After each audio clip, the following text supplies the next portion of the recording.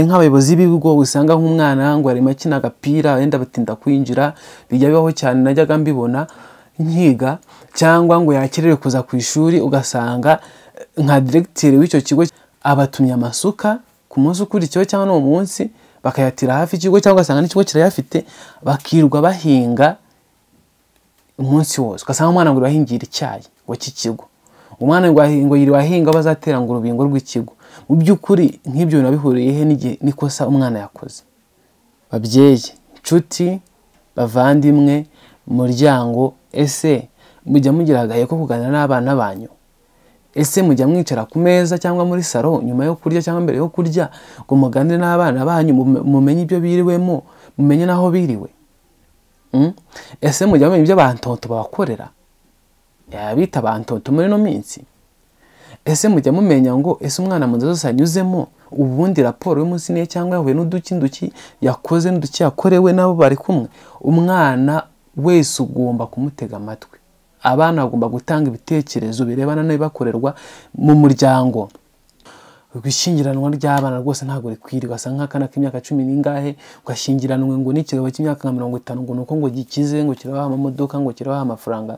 Ibyo ntabwo bikwiriye. Mirage TV show. Bakunzi ba Mirage TV show, ndabasubije muri mu mpare zose z'igihugu, abari mu majyepfo, ari mu majyaruguru, iburasirazuba n'urengera bwaryo. Tutogena ni mu mujyi wa Kigali, namwe mu ntara ya gatandatu diaspora rwose ntabwo yamuhema kunshyigikira. Ndabakunda kandi ndabasuhuje cyane, mwumve ko bivuye ku mutima. Ndetse namwe mutuye mu mahanga nkuko bisanzwe, abari USA, abari Canada, abari Australia, aho ariho hose, mupfa kuba wowe ugigira igihe runaka cyo gufungura ukareba ibyo Mirage aba yakoze. Ni ukuri n'iby'agaciro kandi bakunda cyane. Kuri uyu munsi rero ngiye kubaganirira ni ikiganiro ngiye kubagezaho rwose cyiza, kiryoheye amatwi kandi gifite n'icyinshi gisobanuye kuri sosiyete nyarwanda. By'umwihariko ababyeyi mufite abana murera, ababyeyi mufite abana mwishingira muri batisimo hose atandukanye, no kuri iki kiganiro kigucike. Kandi iki kiganiro ntikikujye kure bitewe nuko gifite byinshi cyahindura kuri sosiyete nyarwanda, gifite byinshi cyahindura ku mibereho iyi muri rusange. Rero ngiye kubagiza ikiganiro cyerekeranye n'abana. Ese ubundi waba uzi uburenganzira bw'abana? Ese ubundi umwana ni iki muri rusange? Ngiye kugezaho ikiganiro kivuga ku bana, uburenganzira bw'abana ndetse n'ihohoterwa rikunda gukorerwa abana, kuko biragaragara kenshi cyane ko ari benshi bahohotera abana batazi neza ku byo ari gukora, yenda ari uguhutaza uburenganzira bwabo cyangwa ari ukubahohotera, akandi n'abandi babikora bigiza nkana. Ariko iki ni cyo gihe kugira ngo nongere ngo kubita agashyi, wongere kubita akanyafu, wibutse neza uburenganzira bw'umwana ndetse n'icyo umwana avuze kuri sosiyete nyarwanda. Usobanukirwa umwana icyari cyo, usobanukirwa umwana uwo ari we. Ese no kuva ku myaka ingageza kuri ngahe? Ese nayo mategeko arengera umwana? Ese n'ubuhe burenganzira bw'umwana? By'umwihariko n'irihe hohoterwa rikorerwa abana muri rusange. Rero ngiye bategura iki kiganiro wangiye no kukibagezaho. Ni Mirage Official on Mirage TV show. Bashimira yuko mutajya muhwema kunkurikirana ndetse no gushyigikira. Ni ukuri mwumve yuko mbifuriza imigisha myinshi turutse ku Mana. Rero intego y'iki kiganiro ikubiye mu ngingo enye z'ingenzi zikurikira. Ni mu ngingo enye z'ingenzi nibanzeho nkurikiza ubushakashatsi nagiye nkora ku mbuga zigiye zitandukanye ndetse no ku rubuga rwa Healthline. Ubundi umwana ni muntu ki? Umwana uburenganzira bwe ni ubuhe? Ese ihohoterwa rikunda gukorerwa abana ni irihe? Ndetse nzanabagarura nyuma mbajyane mu ngingo z'amategeko y'u Rwanda arengera abana, tumenye ngo ese umwana akorewe ahohotewe arengerwa ate cyangwa se wamuhohoteye akurikiranwa ate. Rero ingingo ya mbere nibanzeho ni ukumenya uburenganzira bw'ibanze bw'abana. Ese ubundi mujye mumenya umwana uburenganzira bw'ibanze bwiwe? Ese nta bantu bagenda bwangiza cyangwa bakamuhohotera bigiza nkana? Uburenganzira bw'ibanze bw'abana niyo ngingo ya mbere ugomba gusobanukirwa kandi ukamenya muri kino kiganiro.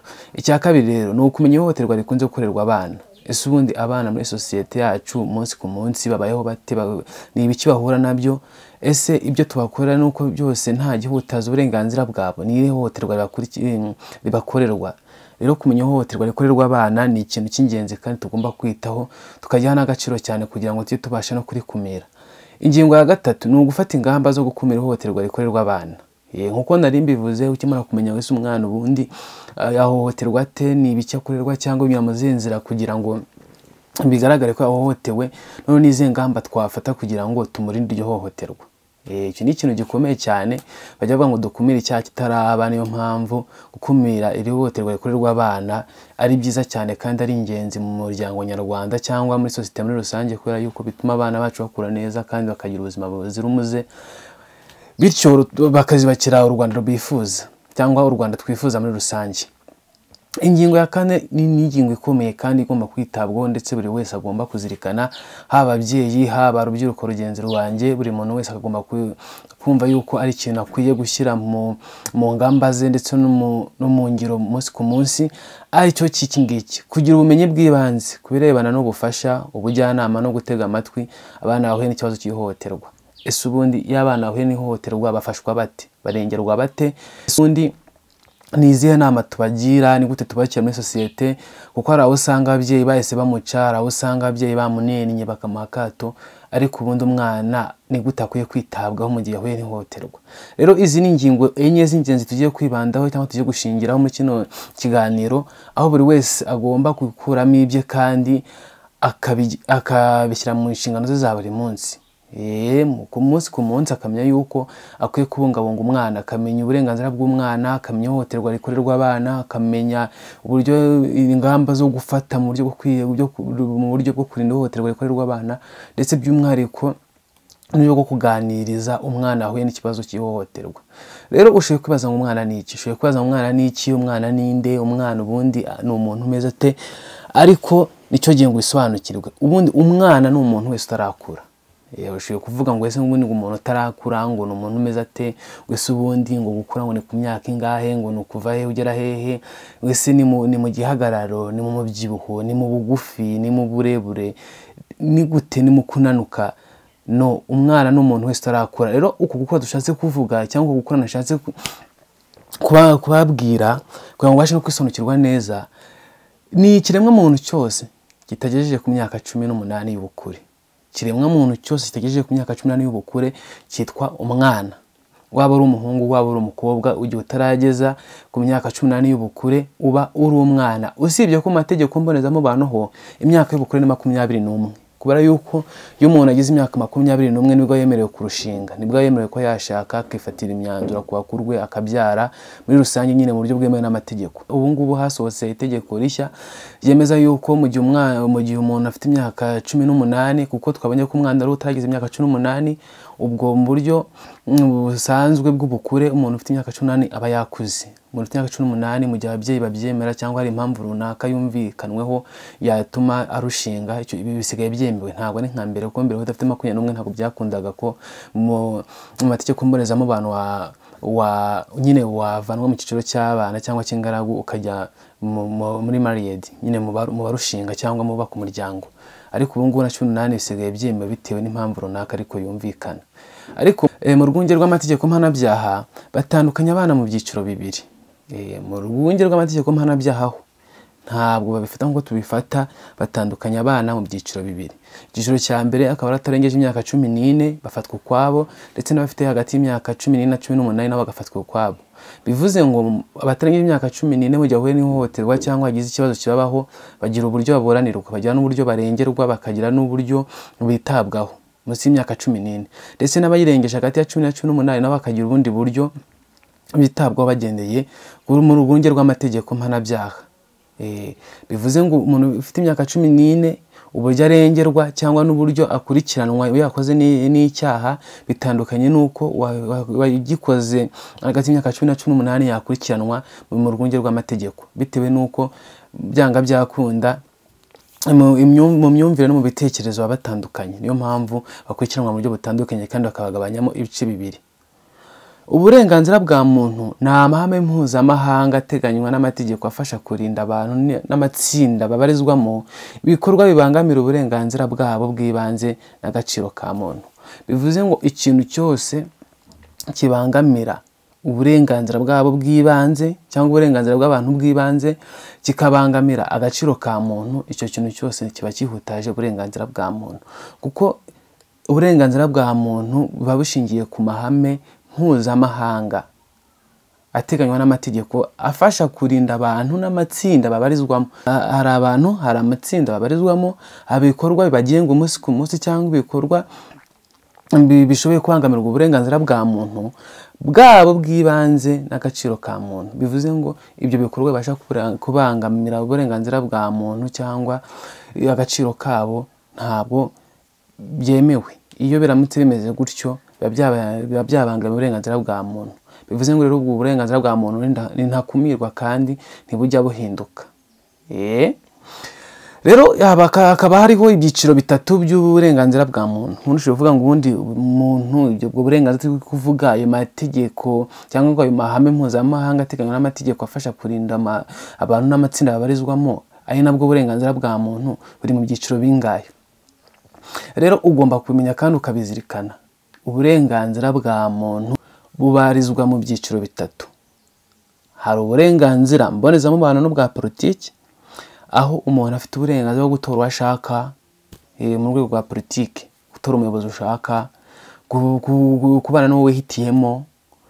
Bivuze ngo niba ugiye ubundi ngo kera ngo ukuntu byari bimeze ba sokuruza baratemberaga ajya kunywera nk'ahantu bakaganira, yashimwa akavuga ati ngiye mfite umugeni, mfite umukobwa rwose yari mu kirambi ameze neza, nawe akavuga ati nanjye mfite umuhungu rwose aragira inka zigakamwa, bagashimana. Bamara gushima bakavuga ati nukuze tukamushyingira. Bivuze ngo kera umuntu ashaka kubana n'umuntu atazi, atigeze anabona, batigeze banaganiraho bwa rimwe, batigeze banahura n'umunsi w'umwe. Ariko ubu ngubu umuntu afite uburenganzira mbonezamubano. Bivuze yuko ari umusore ari umukobwa agomba kubana cyangwa agomba guhura n'uwo yihitiyemo, akagira amahitamo, agakunda ku giti cye, agashima, akageza naho abana nawe. Bivuze ngo nibwo burenganzira mbonezamubano twashatse kuvuga, nicyo cyiciro cya mbere, uko umuntu agomba kubana n'uwo ahisemo kandi bahuje. Icya kabiri nako muri ubwo burenganzira mbonezamubano hakabamo n'ubwa politiki. Bwa politiki nyine no kugira uruhare mu kwitorera abayobozi, kugira uruhare mu myanzuro ifatwa, ibyo byose ni bya politiki. Akaza icya kabiri ni uburenganzira mu by'ubukungu, imibereho myiza n'umuco. Umuntu wese afite uburenganzira mu by'ubukungu, kuba wakora business runaka mu gihe utarabandoned, mu gihe nta kintu wakoze gituma bagufatira ibihano, wemerewe kugira uruhare mu by'ubukungu, gucuruza, iterambere mu buryo runaka. Urabyumva nawe, buryo bw'ubukungu uba ufite ubwo burenganzira. Ikindi imibereho myiza n'umuco, ufite uburenganzira bwo kuba waharanira imibereho myiza, kumenya igikwiriye, guharanira inyungu z'abaturage, iterambere mu aho utuye, kugira isuku, kurya indyo yuzuye, ibintu nk'ibyo byose ubwo burenganzira urabufite. Ndetse n'umuco, kumenya umuco wawe, kumenya aho uvukamo, kujya bavuga ngo buri gahugu n'umuco wako, ukamenya amategeko n'amabwiriza, ukamenya ibiranga umuco wawe. Ese imbyino z'umuco wawe ni izihe? Ese indirimbo y'igihugu ni iyihe?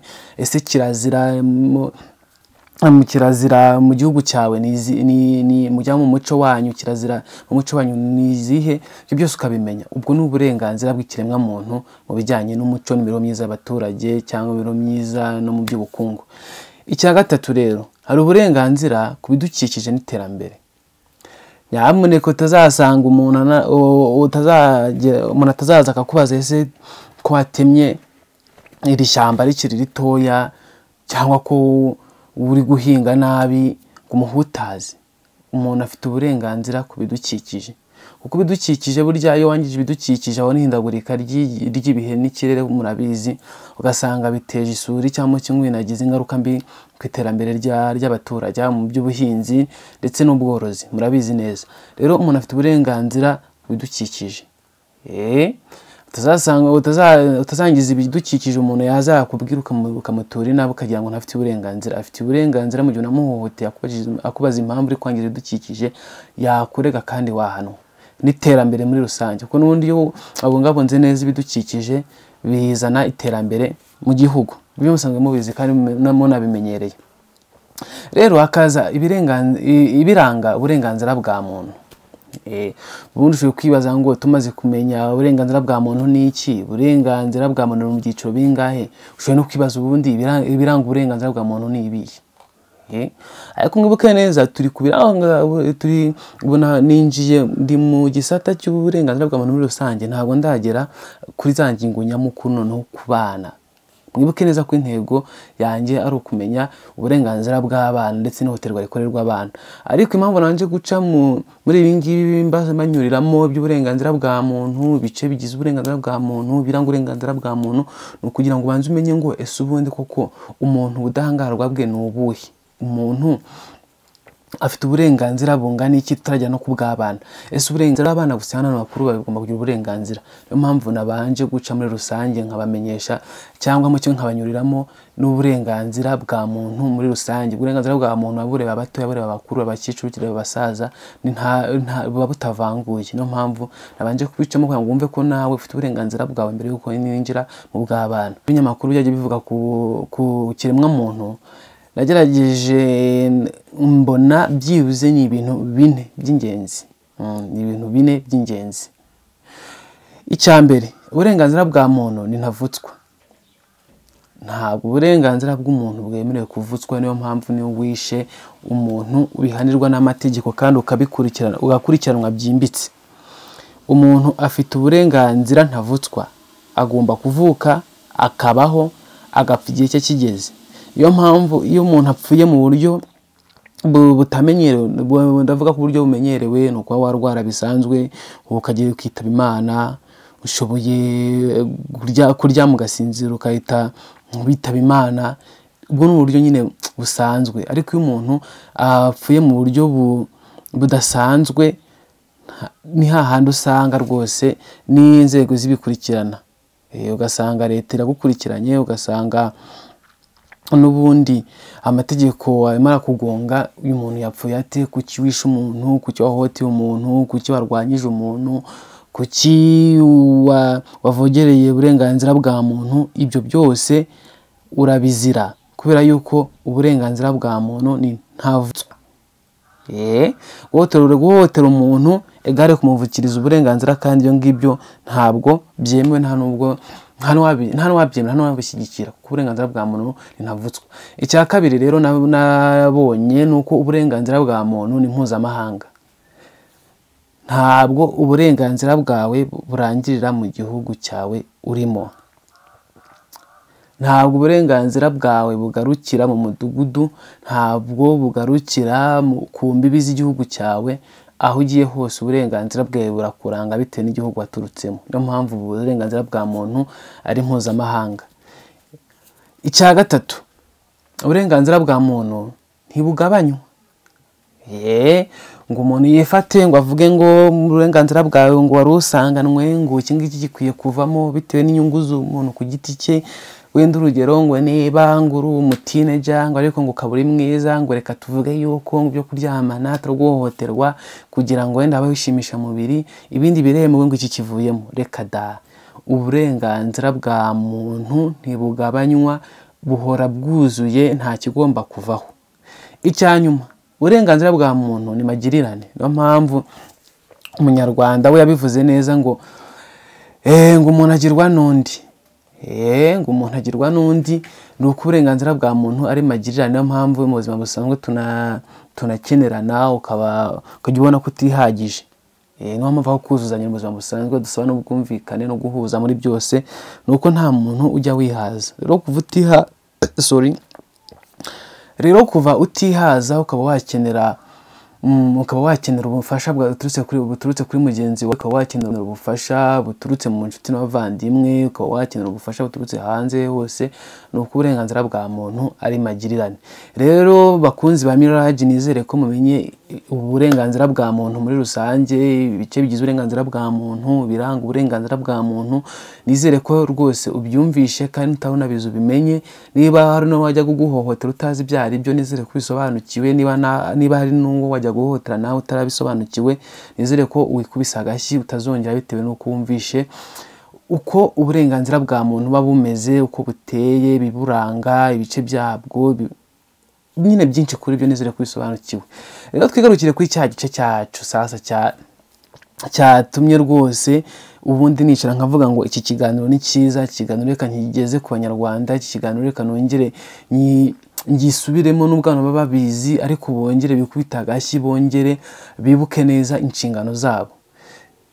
Twigire ku burenganzira bw'umwana rero, nkuko nabwiye umwana icyari cyo, umwana ko ari umuntu wese utujuje imyaka y'ubukure, umwana ko ari umuntu wese munsi y'imyaka 18, ariko ni mu buryo mu mategeko mbonezamubano akarima 21 bya bindi byose twavuze ku bana. None tugaruke tuvuge ngo uburenganzira bundi bw'abana ni ubuhe? Ese ubundi wa mwana kuko ni gute akwiye kubungwabungwa, ni gute akwiye kurindwa, ni gute akwiye kwitabwaho? Ese uburenganzira bwe ntabwo njya mvogera? Ese uburenganzira bwe ntabwo njya mburizamo ngo sange ndamuhohotera ntabizi? Rero uburenganzira bw'umwana buteganywa n'amasezerano mpuzamahanga n'amategeko igihugu kigenderaho. Hari amasezerano mpuzamahanga, hari n'amategeko igihugu kigenderaho. Bivuze ngo niyo agenga kandi nayo agena uburenganzira bw'umwana. Nkuko twabibonye nyine mu Rwanda, amategeko y'igihugu cyacu avuga yuko umwana ari umuntu wese, ari kimwe muntu cyose kiri munsi y'imyaka 18. Iryo ni itegeko rigenga uko umwana agomba kuba ameze. Umuntu wese uri imyaka 18 nashaka bafite igikuriro kingana gute, nashaka bafite ubwenge bungana gute, nashake abe ari intiti, nashaka yarangije amashuri, nashaka yarakoze iki, mu mategeko y'u Rwanda waba ari umwana. Ikimenyimenyi hari n'akazi atahabwa bitewe n'uko atujuje imyaka y'ubukure. Rero hari ingero z'uburenganzira bw'umwana. Je kwibaza se ngo nizihe? Byinshi tuba tubizi no kwinyuramo mbibibutsa, ariko none byo tuba tugomba gutindaho. Nk'urugero rwa mbere ari nko kwita izina no kugira igihugu. Umwana wese ava akagera agomba kugira amazina, kwitwa izina. Mu gihe yavutse agomba kugira izina. Ntabwo umwana ari inyamaswa, umwana si itungo, umwana si ihene n'ingurube, umwana si inyoni mu kirere, umwana si amafi mu nyanja. Umwana ni kiremwa muntu, niyo mpamvu agomba kugira izina, akagira n'igihugu. Niyo mpamvu agomba kwitwa izina rwose, akamenya umwihariko wiwe. Umwana wese agomba kwitwa izina, akagira igihugu.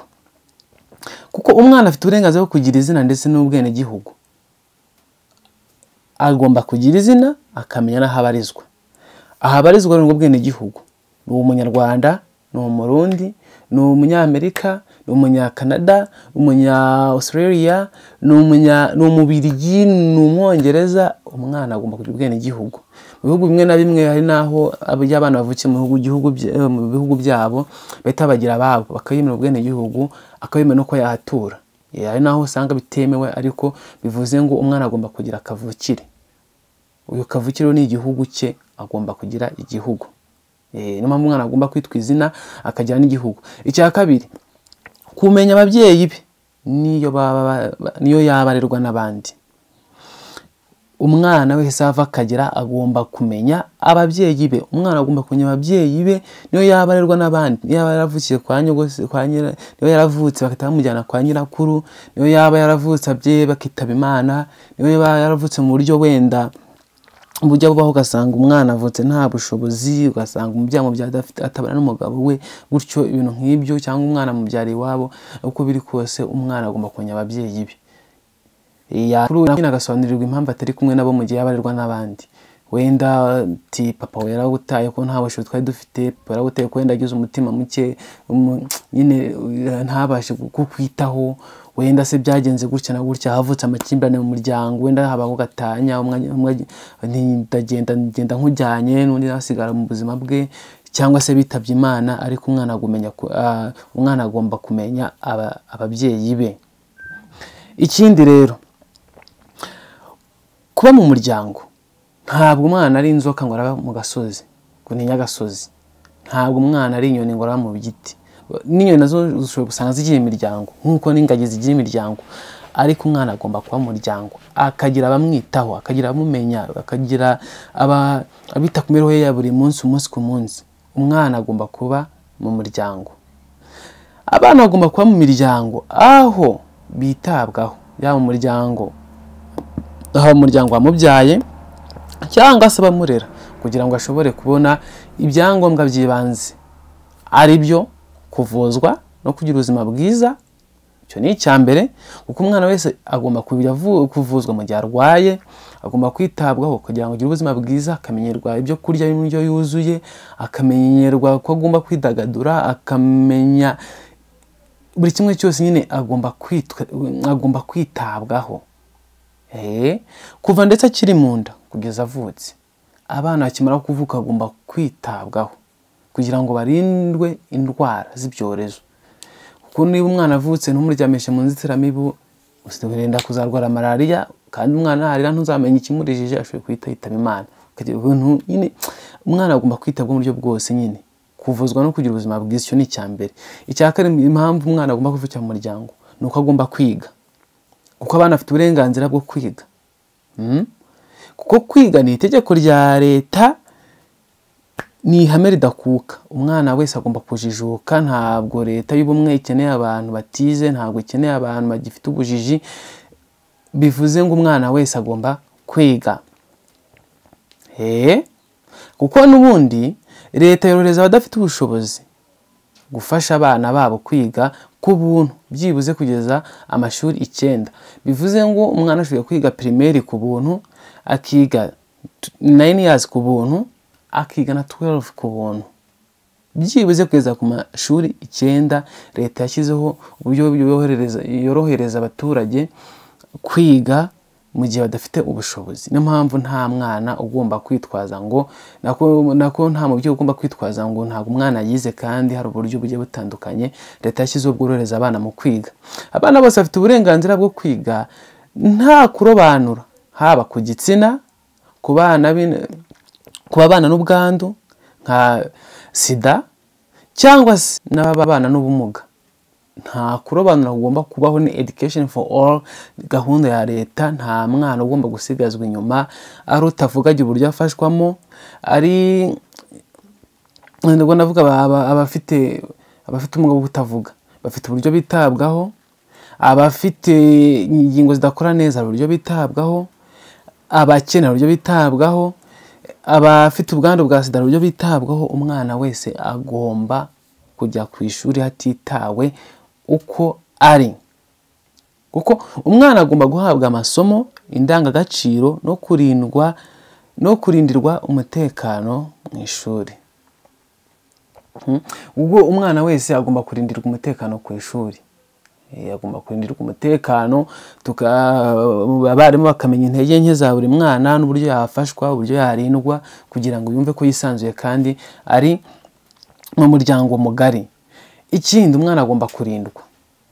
Abana bagomba kurindwa ihohoterwa iryo ari ryo ryose, imirimo y'agahato, ibihano ndengakamere, gucuruzwa, kujya ku rugamba, gukubitwa, gufatwa ku ngufu.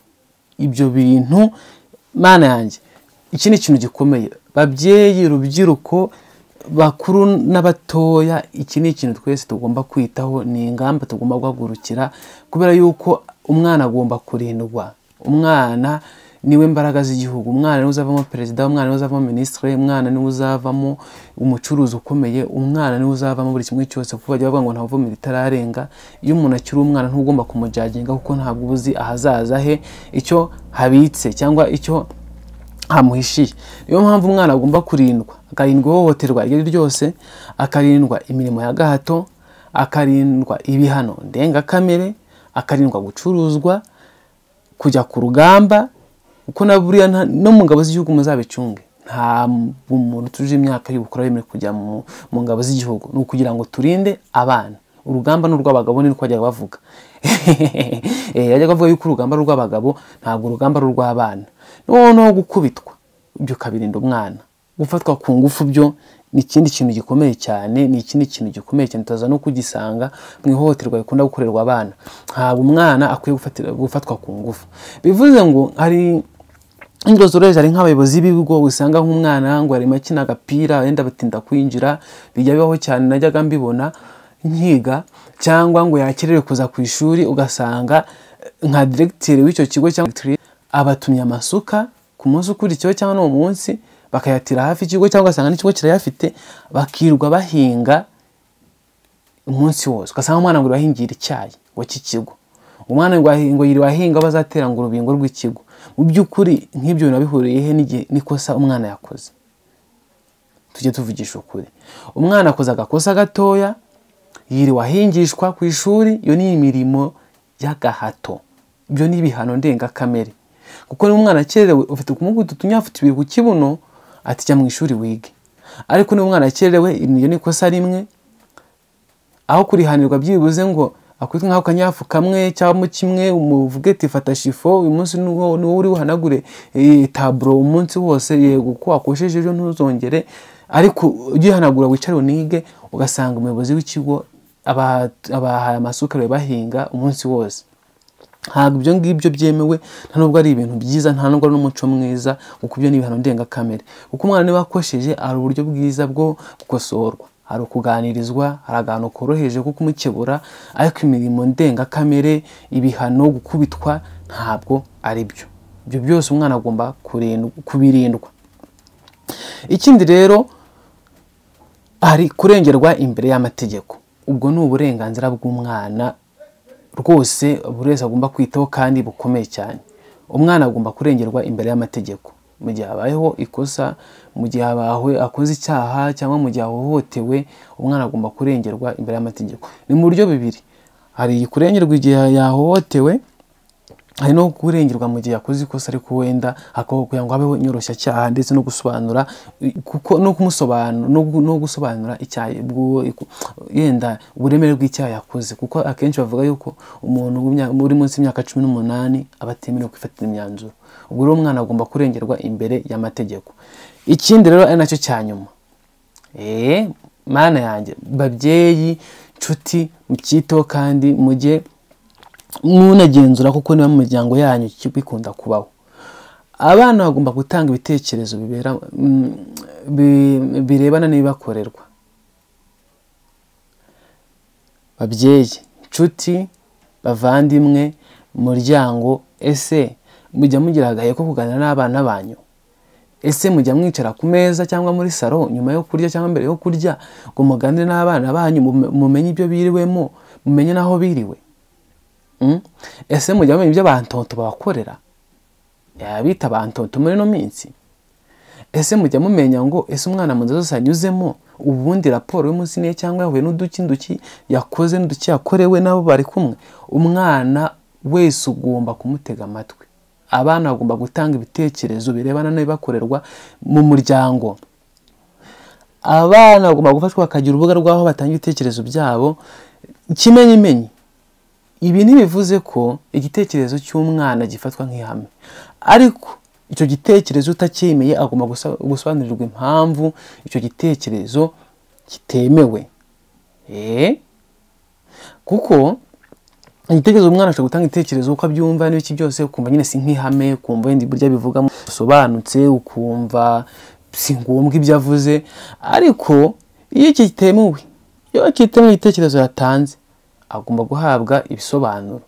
Ati rero mwana wanjye ibintu bavugaga nibyo, ariko dukurikije ibikenewe ntago rwose ibyo ngibyo byihutirwa, byazakorwa nyuma, kuko urabona ABCDE tubigenjeje gutya niho byagenda neza kurushaho, akanyurwa. Kuko nutamusobanuro azumva ko nta cyamaze mu muryango, azumva ko nta n'impamvu yo gutanga ibitekerezo cye, azumva ko nta n'impamvu yo kuvuga. Niyo mpamvu umwana agomba kugiraho gutangira ibitekerezo, kandi no mu gihe bidafashwe nk'ihame agahabwa ubusobanuro. Kuko ikimenyimenyi kubaha urubuga mu miryango, ku mashuri ntabwo bihagije, kuko na leta ubwayo yashyizeho inama y'abana.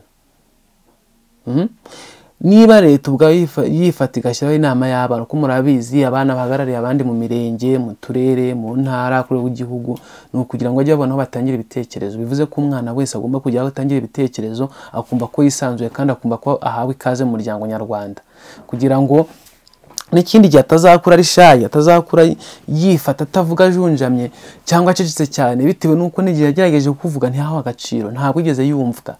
Kandi umwana agomba kumvwa, agatanga igitekerezo, akajya no gutangira ibitekerezo, no mu gihe ibitekerezo byo bidafashwe nk'ihame agahabwa ubusobanuro. Babyeyi, inshuti, bavandimwe, muryango mugari nyarwanda n'abari hanze, mwumve yuko ibi bintu bitureba kandi tugomba kubishyiraho umutima ukomeye, tukabikurikiza, tukabifata nk'ihame kandi tukaharanira ko bigomba kuba nk'umuco. Rero hari igice cya kabiri cy'iki kiganiro nk'uko nababwiye ndi kubategura igice mbere ubundi bwari uburenganzira bw'umwana. Igice cya kabiri ikaba ihohoterwa rikorerwa abana. Rero uje kwibaza ngo ihohoterwa ni iki? Ubundi mu by'ukuri tutabeshyanyije ari umuntu utazi ihohoterwa. Ariko impamvu mba ngashyizemo ni ukugira ngo nawe wongere wikebure, wongere utekereze, wongere wumve niba koko ibyo urimo babiri mu murongo muzima, wumve neza niba ibyo ukora nta hohoterwa riba ririmo cyangwa nta hohotera riba ririmo. Nta hohoterwa cyangwa nta hohotera riba ririmo bitewe n'uko ushoboye no gukora ikintu kuko tudasoma amategeko cyane ngo tumenye ngo ese ubundi itegeko rivuga iki ku ngingo iyi n'iyi, itegeko rivuga iki ku bijyanye n'iki. Buri ibintu byose dukora ugenzuye ukagenzura neza, ugasoma nk'igazeti y'amategeko ya leta, ushoboye gusanga hari itegeko rigenga icyo kintu ndetse n'ibihano. Niyo mpamvu ukora ikintu umeze nk'uwikinira ukumva ngo urafunzwe ukatiwe imyaka n'iyi, bakavuga ngo dukurikije iyi ngingo cyangwa dukurikije ikosa umuntu yakoze, itegeko nomero n'iyi rivuga yuko wakoze icyaha iki n'iki agomba guhanishwa ibi bikurikira. Bivuze ngo leta iba yarabirebyeho ikanabitindaho, ikabona ko bibangamye, igashyiraho n'ibihano by'icyo kintu. Niyo mpamvu tugomba kumenya buri kimwe cyose. Nibyo binadukundira dufata igihe cyo gusoma amategeko igihugu cyacu kigenderaho. Rero ihohoterwa ni igikorwa icyo cyose kibabaza umuntu cyangwa kutagira icyo ukora kiganisha cyangwa bishobora kuganisha kubugirira nabi, bikorewe ku mubiri, ku gitsina, ku by'umutungo no ku mutima. Ihohoterwa urumva ko rishoboye gukorerwa ahantu hatandukanye. Rishoboye gukorerwa ku mubiri, rishoboye gukorerwa ku gitsina, rishoboye gukorerwa ku mutungo cyangwa igakorerwa ku mutima. Ubwo ni uburyo bungahe? Bune bukorerwamo ihohoterwa. Ubwo rero igikorwa icyo ari cyo cyose kibabaza umuntu, iyo ugikoze kiba ari ihohoterwa. Cyangwa mo kimwe kutagira icyo ukora cyangwa bishobora kuganisha kugirira nabi umuntu, icyo nacyo kiba ari ihohoterwa. Byaba bikorewe ku mubiri, ku gitsina, ku by'umutungo cyangwa ku mutima. Ibyo byose iyo ubikoze biba ari ihohoterwa. Rero hakaza ubusobanuro bw'ihohoterwa rikorerwa abana. Ushobora kumva ubundi ihohoterwa rikorerwa abana riba rimeze rite? Ese ubundi ihohoterwa riba rigamije iki? Ese ubundi iryo hohoterwa ni irihe? Ariko ubundi muri rusange ihohoterwa ribaho iyo hari igikorwa cyangwa igitekerezo kigaragaje cyangwa gishobora kugaragaza kugirirwa nabi ku mubiri, ku bitekerezo, ku gitsina cyangwa se kutitabwaho no gushakwamo inyungu bikorewe abana. Ikintu cyose ukora ugashakamo inyungu bikorewe abana, jya umenya yuko ukoze ihohoterwa. Babyeyi, nizere ko iki kintu mucyumvishe neza, nizere ko mugishyize mu matwi. Impamvu mvuga ababyeyi nuko akenshi n'ubundi ababyeyi bo muri no minsi barimo barahohotera abana cyane. Abasaza nibo bari mu twana no mu dukumi, abakecuru nabo bari mu dusore n'utwana tw'uduhungu. Birakabije kandi biteye isoni n'ikimwaro kubona rwose umuntu ubyaye nka 3 cyangwa 4 ufite abuzukuru n'abuzukuruza ari kwiruka inyuma y'umwana w'imyaka 18, 17, umuntu gutyo biteye isoni n'agahinda. Ariko ni kwisi ya none ahari yabaye abatangaga uburere banza no bakeneye guhabwa uburere, ariko nyine ntibikwiriye. Niyo mpamvu ihohoterwa ribaho iyo hari igikorwa cyangwa igitekerezo kigaragaje cyangwa gishobora kugaragaza kugirirwa nabi ku mubiri, mu bitekerezo, ku gitsina cyangwa se kutitabwaho no gushakwamo inyungu bikorewe abana. Icyo gihe haba habayeho ihohoterwa ry'abana. Nukora ibisabira icyo jya umenya yuko n'amategeko ya leta agomba kuguhana. Nujya ukora bimeze bityo jya umenya yuko ugomba gukurikiranwa mu nzego zibishinzwe, ugahabwa igihano kigukwiriye bitewe n'uko wakoze ihohotera. bahohoteye abana. Uko ikibazo cyagitiye rero, ubushakashatsi bwakozwe ku ihohoterwa rikorewe abana. Dore uko ikibazo giteye, ushoboye kubivuga ndukagira ngo ni urwenya, nshoboye kubivuga ukagira ngo ahari ntabwo ari ni ibintu nyine biri aho ngaho, ariko hakozwe ubushakashatsi. Ubushakashatsi bwakozwe ku ihohoterwa rikorerwa abana bwerekana ko ari ikibazo gihangayikishije.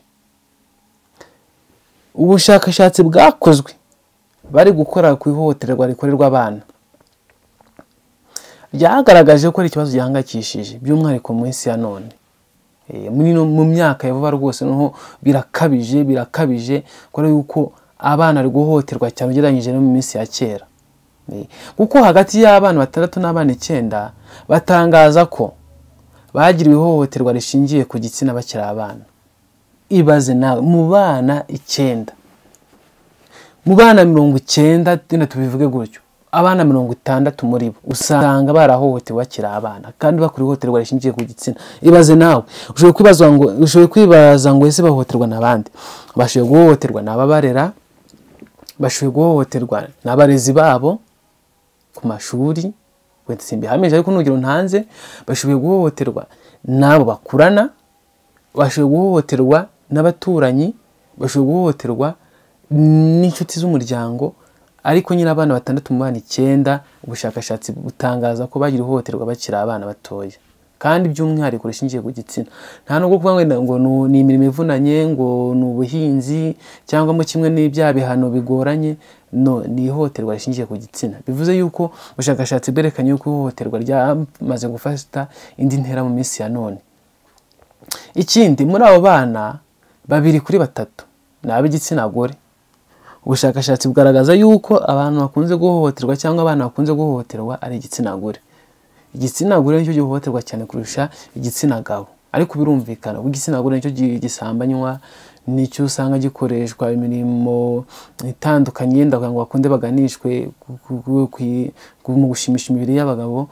Ariko uko biri kose hari ugukorakorwaho, hari ibikorwa by'ubukozi bw'isoni nke, by'ubushirasoni.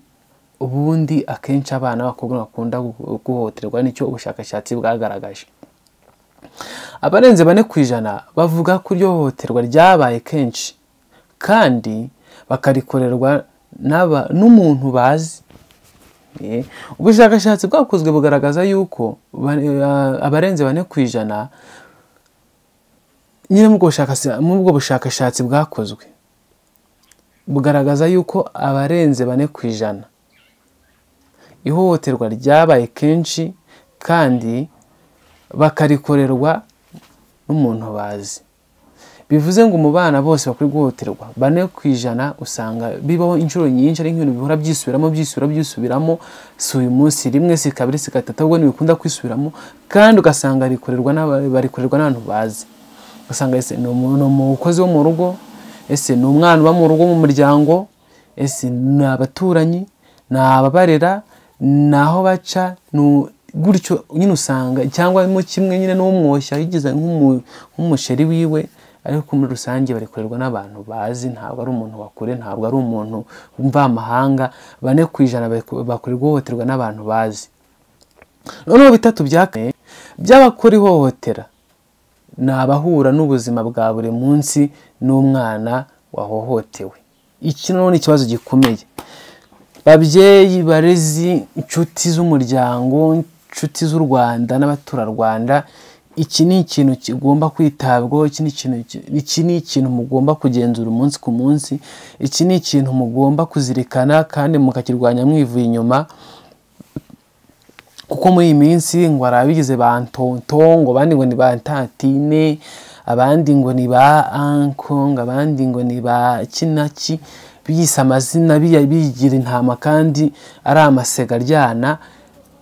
Ubushakashatsi bwagaragaje ko 3/4 abahohotera abana ari abahura n'ubuzima bwabo nyine umunsi ku munsi. Bivuze ngo aba bantu bahohotera abana ni abantu bahura nabo kenshi cyane babazi neza, bazi intege nke zabo, babafatira mu bukene bwabo, bakabashukisha ibintu, bakabahohotera. Ni ibintu bimeze gutyo nyine, namwe mutekereze mu byumve muri bakuru, aba bantu bafite bahura n'ubuzima bw'abana nibo bakunze kubahohotera. Ibaze na 3/4 koko. 3/4 byose bihohoterwa n'abantu bahura n'ubuzima bwo bwa buri munsi. Niyo mpamvu ugomba kwitondera abigisha inshuti z'umuryango, mugomba kwitondera bamwe bijyanishwa abana ngo runaka azadusure, bamwe birirwa bizanishwa utubombo n'udushikarete n'utubiswi n'utu ice cream abana banyu. Utwo tu ice cream rwose n'uduki twose tugenda tubashukashuka badushingiraho rero birababaje ariko badushingira bakashuka abana bacu ugasanga bakuri hohotera. Niyo mpamvu abana bacu akenshi bahohoterwa n'abantu bahura n'ubuzima bwo bwa buri munsi. Ikintu n'ubushakashatsi bwagaragaje akenshi uhohotera ni umwana cyangwa urubyiruko rutari umwana. Bivuze ko akenshi uhohotera ni umwana cyangwa mu kimwe urubyiruko ruturanye n'umwana, ku buryo umwana aba asanzwe amuzi. Aka kantu aza mutakumvishe neza, reka ngasubiremo kugira ngo mugasobanukirwe, mugasobanukirwe rwose mwumve ukuntu ibintu bimeze. Ubundi akenshi uhohotera ni umwana cyangwa urubyiruko ruturanye n'umwana, ku buryo umwana basanzwe amuzi. Umwana ashobora guhohoterwa n'umwana mugenzi we, ati bigenda gute? Ugasanga nk'agahungu rwose k'imyaka 17 aho ngaho gahohotewe imyaka 9, ugamukinisha nyine ibintu nk'ibyo byose ngo ni iby'abana, ugasanga kiba kamusambanya, ugasanga kamukorakoraho. Nyine ni abana bombi, ni umwana w'imyaka tuvuge 16 urwotera imyaka 12, 13 gutyo, cyangwa mu kimwe akaba ari umuturanyi w'uwo mwana. Icyo ubushakashatsi bugaragaza bivuze ngo akunze guhotera abana bacu ntabwo ari abakure, ahubwo ni abantu bakikije iyo zone arimo. Ikindi ubushakashatsi bwagaragaje yuko abahohoterwa bagaragara mu ngeri zose z'abantu kimwe n'abahohotera. Ari abahohoterwa n'abahohotera bagaragara mu ngeri zose z'abantu. Ni abahungu, ni abakobwa, ni abato, ni abakuru, mu ngeri zose bagaragaramo. Nacyo ni ikintu giteye impungenge nyine. Si abakobwa gusa bahohoterwa, ahubwo n'abahungu barahohoterwa. Bivuze yuko kigomba kugenzurwa ndetse hakaba n'amategeko ahamye mu miryango ubwayo gashyiraho imirongo migari igenderwaho kugira ngo abana babashe kubungabungwa. Ikindi kintu ubushakashatsi bwagaragaje, bugaragaza yuko ihohoterwa rishingiye ku gitsina rishobora gukorerwa abana mu kigero cy'ubukure kinyuranye, ariko rishobora no gutangira bakiri batoya cyane. Ubushakashatsi bugaragaza yuko ihohoterwa rishingiye ku gitsina rikorerwa mu ngero zose mu kigero cyose cy'ubukure, ku myaka 7, 9, 10, 12, 13, 14, 15, 17, ariko noneho rishobora no gutangira bakiri batoya cyane. Ukibaza nk'ana k'imyaka 5 nyine 6 batangiye gakinishwa n'agahungu baturanye, imyaka 7 bujya kwiga, aho kugira ngo bujye kwiga bukirirwa munsi y'imigina cyangwa munsi y'imikingo, ibintu nk'ibyo. Niyo mpamvu nyine ari ikibazo gikomeye kandi gikwiye kwitabwaho, akabaho kubungabunga ndetse no kurinda abana bacu kugira ngo bareke guhura n'iki kibazo cy'ihohoterwa. Rero n'ibingi ubushakashatsi bwagaragaje, dushingira ku bushakashatsi kugira ngo tubereke yuko ibyo tuvuga atari ibintu by'aho ngaho, ahubwo biba byarabaye bigateza impungenge, isi yose ikabigiraho inkeke. Hakabaho n'ubushakashatsi bwo kumenya ngo ese ubundi kuki biba, kuki bikorwa, kuki ibi bikomeje kuganza, ni iki noneho cyakorwa kugira ngo tubirwanye. Rero habaho amoko y'ihohoterwa rikorerwa abana. Ntago ihohoterwa ryose ari kimwe. Habaho ihohoterwa rikorerwa abana riri mu moko 4 nkuko nabibabwiye, siniramo byibuka, ariko nyine uko abana bahura n'ihohoterwa mu moko atandukanye. Muri rusange ihohoterwa rikorerwa abana rishobora gushyirwa mu byiciro 5. Kutitabwaho icyo ni kimwe, gushakwamo inyungu icyo ni cya 2, ihohoterwa rikorerwa ku mubiri ryo ni irya gatatu, ihohoterwa rishingiye ku gitsina ryo ni irya kane, irya gatanu ihohoterwa rikorerwa ku mutima. Aya ni amahohoterwa 5 akorerwa abana, ari mu byiciro 5. Icyiciro cya mbere kibarizwamo kutitabwaho, icyiciro cya kabiri kikabarizwamo gushakwamo inyungu, icyiciro cya gatatu kigasangwamo ihohoterwa rishingiye ku mubiri, icyiciro cya kane kigasangwamo ihohoterwa rishingiye ku gitsina, icyiciro cya gatanu kigasangwamo ihohoterwa rikorerwa ku mutima. Ibyo ni ihohoterwa n'amahohoterwa 5 akorerwa ku bana. Ihohoterwa rya mbere reka turinyuramo twihuta, hari kutitabwaho, cyo ni icya mbere. Igihe umubyeyi cyangwa ushinzwe umwana atubahiriza uburenganzira bwe, amuha ibyo akeneye mu mikurire ye, haba ku mubiri, ku bwenge na roho, aribyo ibiribwa, imyambaro, aho kuba haboneye, gukurikirana uburere bwe, umutekano we, kuvuzwa, isuku, kwiga, urukundo n'ibindi. Nizere ko byumvishe neza. Kutitabwaho rero ni ihohoterwa rikunda gukorerwa abana binyuze mu buryo nyine bukurikira amaze kubabwira. Ni igihe umubyeyi cyangwa ushinzwe kurera umwana atubahiriza uburenganzira bwe, amuha ibyo akeneye mu mikurire ye, haba ku mubiri, mu bwenge na roho. Ubwo bivuze ngo umwana agomba kubona ibyo kurya, agomba guhabwa ishuri, kugira ibyo kurya mu buryo bw'umubiri. Mu buryo bw'umubiri ni ukurya no kwambara, mu bwenge kujyanwa ku ishuri no guhabwa uburere muri rusange, na roho ku mwana kuba yagira idini abarizwamo. Umwana akwiye gusenga, umwana agomba kugira idini abarizwamo. Ngo ni ibiribwa, imyambaro n'ibindi. Ibyo byose ni ihohoterwa rikorerwa abana iyo ahitaweho. Icyo ni igice cya mbere. Igice cya kabiri rero, ihohoterwa rikorerwa ku mubiri cyangwa violence. Ihohoterwa rikorerwa ku mubiri rikubiyemo ibikorwa byose by'umubyeyi, umurezi cyangwa ushinzwe umwana bishobora kumuviramo gukomereka. Iryo hohoterwa rishobora kubaho igihe umwana ahabwa ibihano by'indengakamere, kabone n'iyo nyir'ukumuhana ataba agambiriye kumugirira nabi. Ibyo nahoze mbabwira.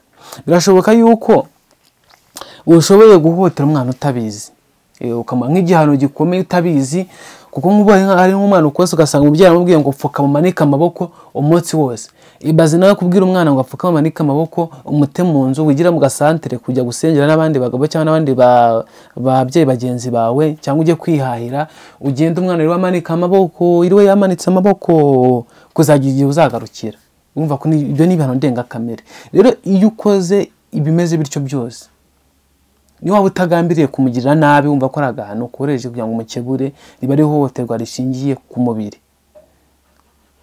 Ingero z'ihohoterwa rishingiye ku mubiri ni izi ngizi. Hari gukurura amatama, mwana akoze ikosa, mukurura amatama, wenze kuyavana muri salo ngo ageze muri korodoro nkaho umubiri w'umuntu uba mu plastique. Iryo ni ihohoterwa. Icya kabiri, kumukubita ishyi, gukubita imigeri, guhonda wifashishije ibikoresho, gukurura umusatsi, gutwika, kuniga, guca imwe mu myanya y'umubiri no kwica. Ibyo byose ni ihohoterwa rikorerwa ku mubiri. Mubyeyi, ntabwo bikwiriye ibi bintu rwose. Nawe umuntu ufite umutima muzima ntabwo bikwiriye. Niba nabikoraga yenda nabikoraga asanga mukure nk'amatama ukuntu, cyangwa mukure ku musatsi, cyangwa umukubisa akageri, cyangwa mukubisa urushyi, usiye kwase n'akageri bari imigeri. Umuntu ukubitaho nyine utimbagura imigeri wagira ngo arimo aratera baro, cyangwa ari kuri parade abyinagira nk'imbogo yicitse parike. Ntabwo ari byo. Ibyo byose ni ihohoterwa rikorerwa abana, ntabwo rikwiriye. Iyo ni ihohoterwa rya kabiri rikunda gukorerwa abana, n'iryo hohoterwa rishingiye ku mubiri. Akazi ihohoterwa rya gatatu ari ryo ihohoterwa rishingiye ku gitsina, violence sexuelle. Violence sexuelle ni ihohoterwa rishingiye ku gitsina. Iri naryo hari rikunze kurangwa cyane mu bana. N'irya kabiri ringiri rishingiye ku mubiri naryo rikunze kubaho, ariko rishingiye ku gitsina naryo rirakabije. Ihohoterwa rishingiye ku gitsina rikorerwa umwana igihe umuntu mukuru cyangwa undi mwana mugenzi we akoresheje ingufu n'ububasha amufiteho akamushora mu bikorwa by'urukozasoni. Iyo umuntu mukuru cyangwa na mugenzi bamushije ingufu, yamushutse cyangwa amukoresheje imibonano mpuzabitsina ku ngufu cyangwa n'ibindi bikorwa by'urukozasoni cyangwa by'isoni nkeya, riba ari ihohotera rishingiye ku gitsina. Uhohotera umwana aba amurusha ingufu, cyo ni icyambere, n'ububasha bwite. Amurusha ingufu n'ububasha bitewe no kuba amuruta mu myaka, amurusha ubwenge, amurusha imbaraga, kuba amushinzwe, ndetse no kuba umwana aba akeneye kwitabwaho. Hari benshi nyine bashuka abana, nyine umwana yari yikeneye, umwana nta bushobozi, umuntu akaza akamufatirana yitwaje intege nkeya z'umwana, akamushuka akamukoresha imibonano mpuzabitsina cyangwa ihohoterwa rishingiye ku gitsina. Ayo ni amakosa. Ikindi, uhohotera akoresha uburyo bwinshi kugira ngo agere ku mugambi we, harimo kumushukashuka, kumubeshya, kumuha uduhenda abana cyangwa uduhendwa abana, nyine n'uduhendwa abana wa mungani, kugira ngo agere ku mugambi we. Bumva yuko rero yamuheshejwe utuntu tw'impano za hato na hato, twatu ice cream, twatu biscuit, twatu bombo, twaduki, ajya amushukashuka umuntu akagira, umwana akazagira ngo ahari ni dadi we, nkuko ajya bivuga bitaba dadi, kumba ari kugira ngo azagere kuri ya ntego yiwe y'umugambi mubisha. Ikindi, kumushyiraho iterabwoba, kandi akenshi agahera ku cyizere umwana asanzwe amufitiye. Urumva kwa kundi wiga umwiheshwa impano, wiga umukinisha, wiga umwereka urukundo, hajya umwana kugirira icyizere bikarangira umukoresheje ibyamfura mbi. Ubwo n'uburyo bukunze kugaragara bwo guhohotera abana cyangwa bwo guhohotera abana bishingiye ku gitsina. Ihohoterwa rishingiye ku gitsina rikorerwa umwana urimo kumushora muri bimwe muri ibi bikorwa. Hari ibikorwa bigaragara cyangwa ubushakashatsi bwagaragaje yuko akenshi iyo uri kubishoramo umwana uba uri kumukoresha rya ihohoterwa rishingiye ku gitsina. Icyambere, kumukorakora bigamije kwishimisha, kumutegeka kugukoraho mu buryo budakwiye, cyo ni icya kabiri. Icya gatatu, kumukoresha imibonano mpuzabitsina. Icya kane, kumwereka amafilime y'urukozasoni, iyo dukunze kwita nka porno. Icya gatanu, gushora umwana mu gukina ayo mafilime ndetse no kumushora mu buraya. Ibyo ni ibintu byose uko mbibabwiye ni ibikorwa bibi biganisha ku ihohotera rishingiye ku gitsina, ihohoterwa rishingiye ku gitsina. Niyo mpamvu umwana akwiye kurindwa ihohoterwa rishingiye ku gitsina. Ni ukuri babyeyi mudufashe abantu bose ibyo bintu mubirinda abana banyu, kandi ibyo bintu tubirwanye twivuye inyuma. Akazi ikindi gice cy'ihohoterwa ari ryo hohoterwa rikorerwa ku mutima, la violence motive. Icyo ngicyo rwose ni ihohoterwa naryo rikunze kugaragara kuko rikorerwa abana, ndetse rimwe na rimwe ugasanga n'abantu ntabwo bashaka kubyitaho cyangwa babimenye cyangwa biha agaciro, ugasanga bafite nk'ibintu bisanzwe kandi nyamara bikomeye. Umubyeyi, umurezi cyangwa ushinzwe umwana agaragaza imwe muri iyi myifatire, aba amukoreye ihohoterwa. Mubyumve neza ababyeyi, barezi, bana, rubyiruko n'abandi mwese. Yaba ari umubyeyi, yaba ari umurezi cyangwa ari ushinzwe umwana ugaragaza imwe muri no myifatire, abakoreye ihohoterwa, abamukoreye ihohoterwa rwose ibyo mubimenye. Icyo ni icyambere, gutamuha agaciro. Basanga umubyeyi arifasha bw'umwana we ngo ntakubyara. Ibaze nawe umwana iyo umubwiye ngo ntakubyara nawe utayibaza ubundi nabyariwe iki, ubundi naje kumara iki kwisi. Iyo ntakubyara muri sumaze iki. Iryo ni ihohoterwa rwose rishingiye ku mutima. Ibyo ni ibintu bishengura umutima w'umwana, akumva abayeho nta mumaro, akumva abayeho ntacyo amaze, akumva atepfa ari kandi iryo ni irya mbere. Nako icyo ni igikorwa cya mbere kigaragaza ihohoterwa rishingiye ku mutima. Ngiye kunyuramo nihuta kugira ngo dusoze. Icya kabiri, guhora umugaya. Umwana agakora ariko kuvuga ati mana nta kintu kizima ujye ukora. Ibaze umwana agakora kuma ntako atagize, ariko ibintu byose ukabigira ipfabusa, ukagakora imbura mukuru, nta kintu kizima ujye ukora. Ube nkaho kajambo ubwiye umwana atumva ko nubundi acitse intege, ari inkora gusa, nta bwenge ashyira mu byo akora, agahenda kakamwica. Mpamvu ari ihohoterwa rishingiye ku mutima. Ikindi, kumutuka. Uri ikigoryi. Urugero n'uyu mba ndi gutanga, baze gutuka umwana ngo uri ikigoryi. Umwana utuba kuvoma ntazane ibiroho akazana amazi, umwana byuka agakubura, umwana ushoboye gutegura ameza kurangiza ngo uri ikigoryi. Kandi neza ikigoryi ntacyo kimaze, nyine ikigoryi se cyakora iki? Tekereza nawe ikigoryi. Ibyo byose ni ihohoterwa rishingiye ku mutima, kumutuka. Ikindi, kumutesha agaciro. Ndetse n'ihohoterwa rishingiye ku mutima, kumwereka ko ntacyo amaze nyine muri rusange. Ikindi, kumuha akato. Urugero, wenda niba ari ukumubuza gukina n'abandi bana, urwo rwose ni ihohotera. Ni urugero rwiza rw'ihohotera rishingiye ku mutima. Basanga umwana abaho ntakina, ntagera ku irembo, ntahura n'abandi bana ngo bamenyane, ntajya yidagadura. Kuko no wafata umwana ukamukora buri kimwe cyose, ukamuha ibishoboka byose, ukagira gute ariko adahura n'abandi bana, igihe cyose ahorana irungu, ahorana ubwigunge mu mutima we. Niyo mpamvu umwana akwiye gukina n'abandi. Rero igihe utamuha umwanya wo kujya gukina n'abandi, ukamuza gukina n'abandi, ni ihohoterwa rishingiye ku mutima. Ikindi, kumushyiraho iterabwoba. Ibyo ni ibintu bisanzwe rwose. Umuntu wese iterabwoba muzi ukuntu bimeze, ndetse n'umwana w'umuntu mukuru muzi uburyo areba, muzi uburyo ahangayika, muzi uburyo ibintu utabimuyobera, muzi uburyo nyine agahinda kamwica. Iterabwoba rwose ihohoterwa rishingiye ku mutima. Ikindi, kumushyira mu bikorwa bitemewe. Nk'ubu ngubu nta mwana wemerewe kujya gukora mu kabari atujuje imyaka 18. Nyine nta mwana wemerewe kujya gukora mu tubari, nta mwana wemerewe kwigisha koga, nta mwana wigisha ibintu. Nyine ubundi umwana wese iyo ari gukora ibikorwa bitemewe agahoramo akareba risike ziba zirimo, hari igihe agahinda kamwica kumva arihebye. Bivuze ko umwana ukoreshwa ibikorwa bitemewe akora ihohoterwa rishingiye ku mutima. Ikindi, kutamwitaho.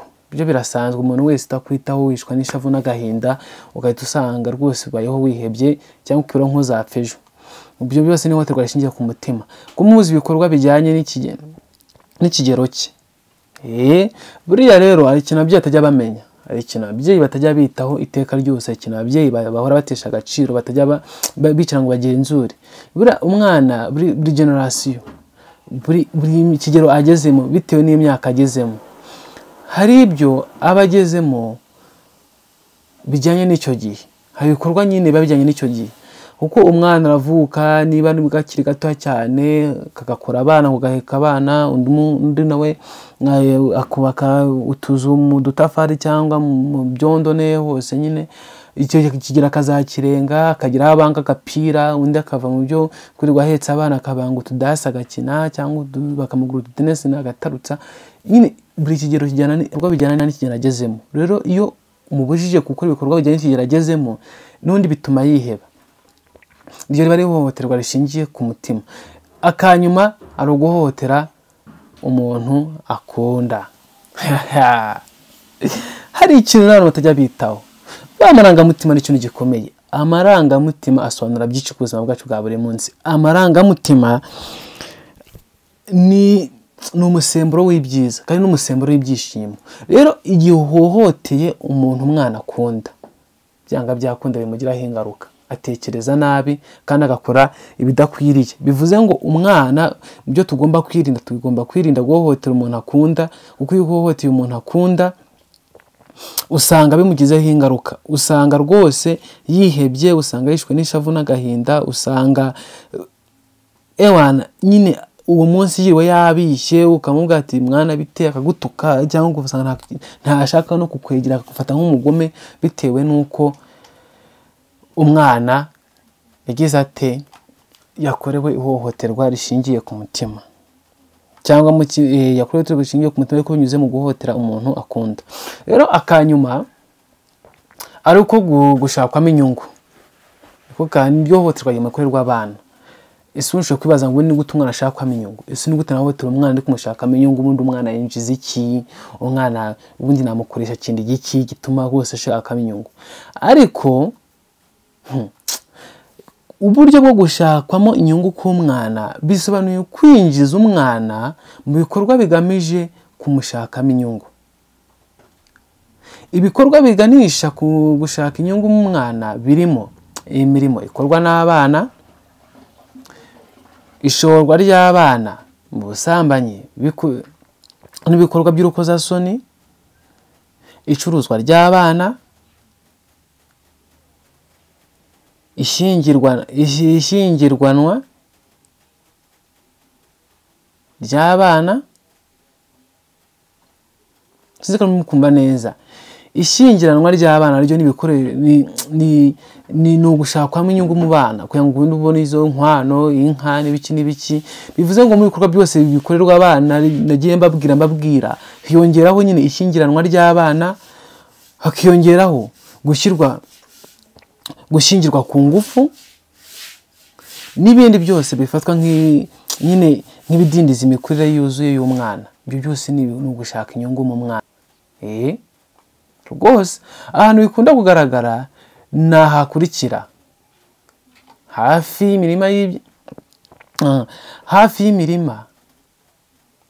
y'ibyayi, ugasanga nk'umwana asibijwe kujya ku ishuri yiriwe asoroma icyayi. Ibaze nawe mu birombe umwana ntawe kijya ku ishuri, umwana ntakitabwaho, kwirirwa acukura amabuye y'agaciro. Nabyo ni ikibazo.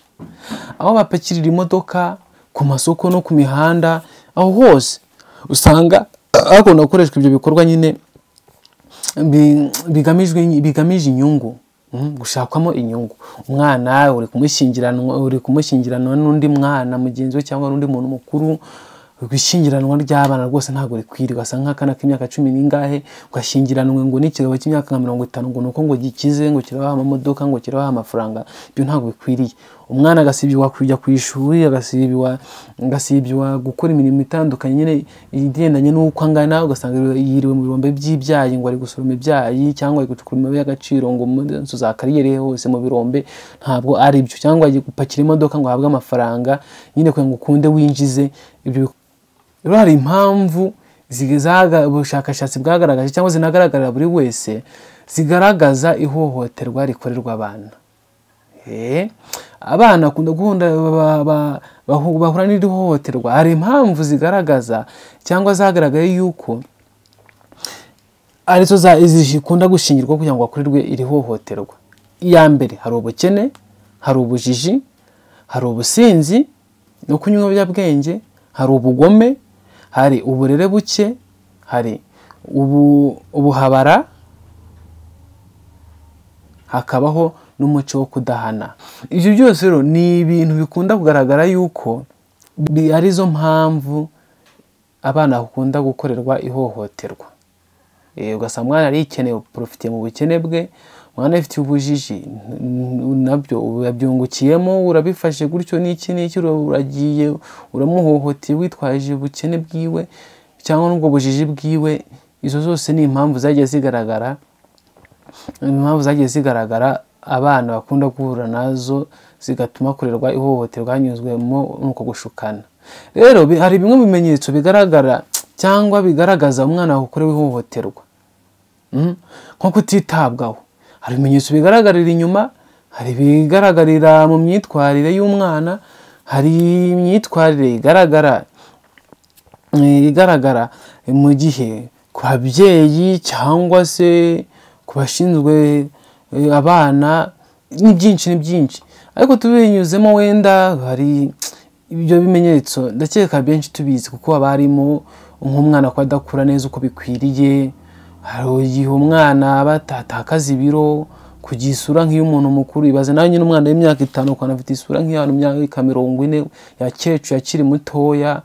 Hari ukutagira ubwenge n'ubushobozi nyine nk'iby'abana. Ibyo byose ni ibimenyetso bigenda bigaragara nyine bigaragaza ihohoterwa ryakorewe abana. Ni ibimenyetso umwana agenda agaragaza. ko nko kuri nk'ihohoterwa ku mubiri ryo ku mubiri usanga wenda afite nk'ibikomere, ubushye, kubyimbirwa, kuva amaraso nko mu mazuru, urugero kwambara imyenda ihisha nyine ibyo bimenyetso, ugasanga ni ibibazo. Hakaza no kutibuka uburyo yenda yakomeretsemo mu gihe yenda umwana nasindishwe mbere ko akorerwa nk'iryo hohoterwa rishingiye ku mubiri. Hari wenda se kuba yanakanga kuvuga, yanga kuvuga ku bikomere bye, ubaze mwana wanjye ko mbona wabyimbye amata byagenze gute, akagenda kakamwica aho kuvuga yenda akanaturika akarira. Nyine ni ibintu nk'ibyo, kuko wenda ni ibintu nk'ibyo ngibyo nk'uhohoteye ku gitsina, nk'akuri ihohoterwa rishingiye ku gitsina we bikunda kugaragara cyane. Kuko nk'akorewe ihohoterwa rishingiye ku gitsina usanga wenda aribwa cyane mu mugongo cyangwa mu myanya ndangagitsina, hari umwuka mubi cyangwa uruzi bituruka mu gitsina. Yego, uruzi sinzi n'icyari cyo, wenda hari umwuka mubi uturuka mu gitsina, hari amaraso ku myenda y'imbere nk'ikariso mu gihe nyine yakorewe ihohoterwa ryo ku gitsina, hari ububabare. Nyine ni ibintu nk'ibyo ngibyo. Hari ukuba yigana imyitwarire y'abantu bakuru mu byerekeranye n'ibitsina, ugasanga umwana yirirwa yitwara nk'umuntu mukuru kandi akiri gatoya cyane. Hari igihe bigaragara ko azi byinshi kurusha ibyo wamukere nyine ari ukugaragaza ko azi byinshi kuruta ibyo wamukekera ku byerekeye imibonano mpuzabitsina. Usanga umwana ageze expert arabisemura impande n'impande cyangwa uburyo bwose bikorwa, kandi wumva ko ntabyo akagombye kuba azi cyangwa azi dukeya. Hari kuba atinya umubyeyi we cyangwa undi muntu wo mu muryango, inshuti y'umuryango, cyangwa agatinya kujya kuri uwo muntu nta mpamvu igaragara. Ibintu nk'ibyo ngibyo ni ibimenyetso abantu abana bagenda bagaragaza iyo bakorewe ihohoterwa. Kabisa ibyo byose nirumva ko nyine ni inama cyangwa ni ikiganiro rwose kibanze ku bana cyane, cyagaragaje imbogamizi bahura nazo n'ibindi. Ariko n'ubundi nko ku bangavu n'ingimbi hari ibindi bimenyetso bagaragaza. Hari ibimenyetso byongeraho kuri ibi ngibi nagiye mvuga hejuru na mu ncamake. Ugasanga nk'umwana arajunjama, kwibaza umwana ko yaganiraga byagenze bitarajunjamye, kugera wenda ugasanga kugerageza kwiyahura, ugasanga umwana nyine agahinda karamwishe ashatse kwiyahura, kwihugiraho cyane, guhinduka cyane mu birebana n'amarangamutima. Ibyo ni ibintu byose nyine n'ibimenyetso bigenda bigaragara rwose mu ngimbi n'abangavu iyo bahuye n'ikibazo cy'ihohoterwa. Rero hari ingaruka z'ihohoterwa rikorerwa abana. Nicyo kintu ushaka kugarukaho noneho sasa. Ingaruka abana bahura nazo mu gihe bakora ihohoterwa ni izihe? Ugomba kuzimenya, ugomba kuzizirikana, kubera yuko numara kumenya ingaruka bahura nazo, nawe ushoboye no kubona umwe muri bo ukabona ntibikuri, bigatuma umurinda cyangwa kimwe ukarinda n'abawe n'abaturanyi.